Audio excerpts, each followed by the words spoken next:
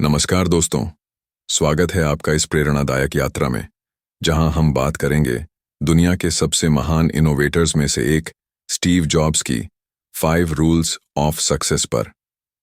Steve jobs, वो शख्स जिसने एप्पल को दुनिया का सबसे वैल्यूएबल ब्रांड बनाया, पिक्सर को जादू की दुनिया दी और नेक्स्ट जैसी कंपनियां खड़ी कीं। लेकिन उनकी सफलता का राज क्या था? क्या वो जीनियस ब्रेन था या किस्मत? नहीं, ये था 5 सरल लेकिन शक्तिशाली नियम जो उन्होंने अपने जीवन से सीखे। यह पुस्तक, जो उनके करीबी दोस्तों और सहयोगियों के इंटरव्यूज पर आधारित है, हमें बताती है कि सफलता कोई संयोग नहीं, बल्कि रोजमर्रा की आदतें हैं। आज हम इसकी पूरी सारांश स्क्रिप्ट सुनेंगे, स्टोरी टेलिंग स्टाइल में, उदाहरणों के साथ और प्रैक्टिकल टिप्स के साथ। तैयार हैं? चलिए शुरू करते हैं पहला नियम से। स्टीव जॉब्स कहते थे, मैं कॉलेज ड्रॉप आउट था, लेकिन मैंने कभी सीखना नहीं छोड़ा। कल्पना कीजिए, 1970 का दशक। स्टीव रीड कॉलेज में एडमिट होते हैं, लेकिन फीस न चुकाने की वजह से ड्रॉप आउट कर देते हैं। लेकिन वो रुकते नहीं, वो ऑडिटर की तरह क्लासेस अटेंड करते रहते हैं। एक बार उन्होंने कैलीग्राफी क्लास ज्वाइन की, वो भी बिजनेस से बिल्कुल अलग विषय। क्यों? क्योंकि उन्हें फैंसी फॉन्ट्स पसंद थे। क्या आपको पता है, यही कैलीग्राफी ने मैकिंटोश कंप्यूटर को दुनिया का सबसे खूबसूरत टाइपोग्राफी वाला कंप्यूटर बनाया। अगर स्टीव ने वो क्लास न ली होती, तो आज आपके आईफोन का फ़ॉन्ट इतना एलिगेंट न होता। पुस्तक में ये बताया गया है कि सफलता का पहला नियम है क्यूरियोसिटी। हर चीज से सीखो, भले वो आपके फील्ड से जुड़ी ना हो। उदाहरण से समझें, मान लीजिए आप एक सॉफ्टवेयर इंजीनियर हैं, आप क्यों ना बायोलॉजी पढ़ें? स्टीव ने इंडियन फिलॉसफी और जैन बौद्धिज्म पढ़ा, जिसने एप्पल के मिनिमलिस्ट डिजाइन को जन्म दिया। पुस्तक एक स्टोरी सुनाती है। जब स्टीव भारत आए 1976 में, उन्होंने आध्यात्मिक गुरुओं से मिला। वो सीखे कि सादगी ही सच्ची सुंदरता है। ये सीख ने आईपॉड को जन्म दिया, एक छोटा सा गैजेट जो पूरी म्यूजिक इंडस्ट्री बदल गया। क्रॉस पोलिनेशन करो, अलग फील्ड से आइडियाज मिक्स करो। जैसे कुकिंग से लर्निंग रेसिपी एक्सपेरिमेंट कैसे इनोवेशन बढ़ाता है। ये नियम हमें बताता है कि लाइफ टाइम लर्नर बनो, स्टीव की तरह, जो 56 साल की उम्र में भी नई टेक्नोलॉजी एक्सप्लोर कर रहे थे। अगर आप ये अपनाओगे, तो आपकी क्रिएटिविटी आसमान छू लेगी। स्टीव जॉब्स डेटा के दीवाने थे। वो कहते, नंबर्स झूठ नहीं बोलते। पुस्तक में एक मजेदार एनकडोट है। जब एप्पल की पहली मीटिंग्स हो रही थीं, स्टीव हर मीटिंग के बाद पूछते, कितने यूजर्स ने ट्राई किया, कितने ने कंप्लेंट की, कन्वर्जन रेट क्या है। वो छोटी छोटी चीजों को ट्रैक करते थे, ईमेल रिस्पॉन्स टाइम से लेकर प्रोडक्ट रिटर्न रेट तक, क्योंकि सफलता रैंडम नहीं, मेजरेबल है। पुस्तक बताती है कि स्टीव ने पिक्सर में रेंडर फार्म बनाया, जहां हर फ्रेम को काउंट किया जाता था। नतीजा, टॉय स्टोरी, दुनिया की पहली फुल सीजीआई मूवी, जो 373 मिलियन कमाई गई।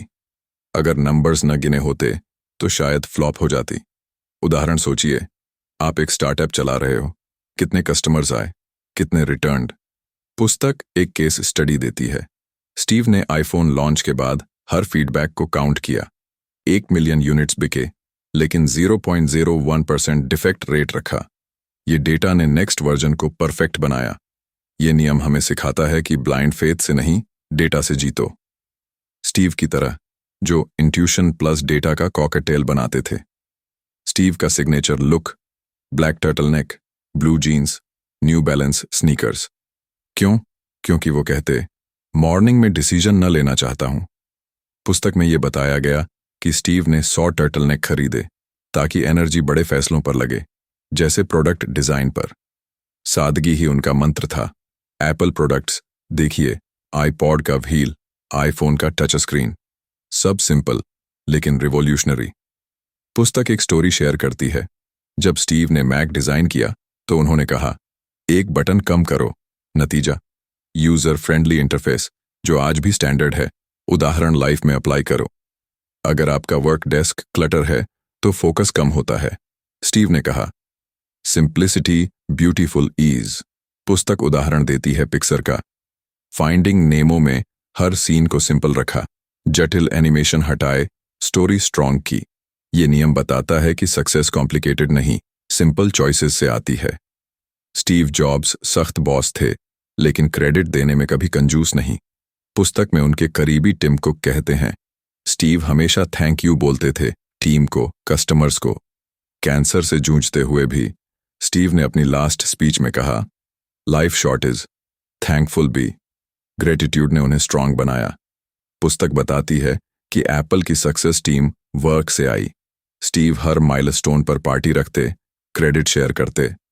नतीजा, लॉयल टीम जो नेक्स्ट जनरेशन प्रोडक्ट्स बनाती रही। उदाहरण, 2007 आईफोन लॉन्च। स्टीव ने स्टेज पर कहा, ये टीम का कमाल है। ये थैंक्स ने मोटिवेशन बढ़ाया। पुस्तक एक पर्सनल स्टोरी देती है।